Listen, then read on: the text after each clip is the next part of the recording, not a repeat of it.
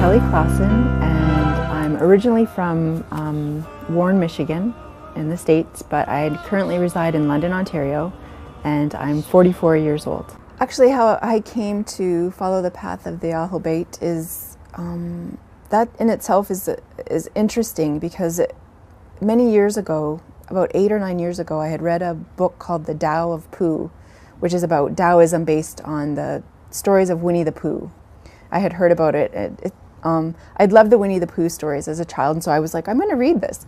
And there was a line in that book that said, I can't remember the context of it, but it was, "Be still and listen for the calling of the 12."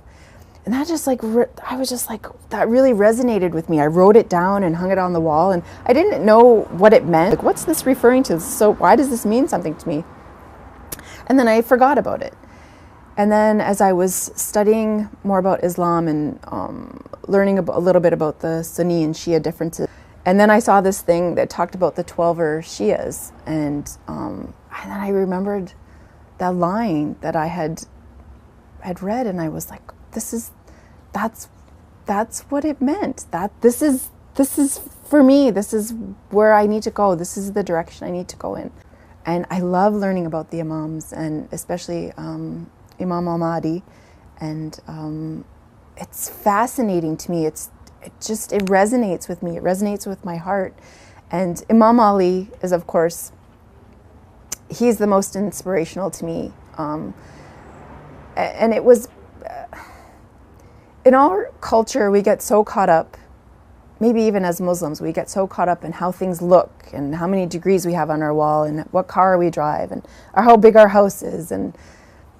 And he was like the antithesis of that. Like, you know, the story where the shirt, where he has, you know, he himself wears the poorly tailored shirt and gives the good shirt away to, like, that's the example that we should be following. And you know, how he fed all those people and no one knew who was dropping the food off until after he had passed, and then the food wasn't being delivered anymore. Like, it's like, what an amazing personality, and his patience to wait. And I only know the very littlest, like, I'm only just learning. Like, I'm just learning the very barest. And of course, even like in his sons as well.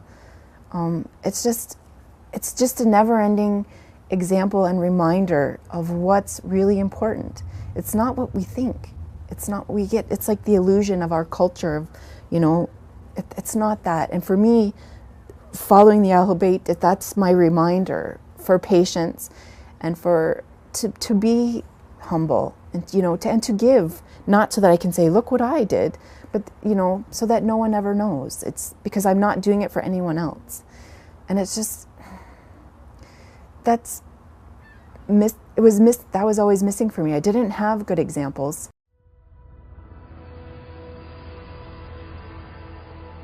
بنیاد بین المللی استبصار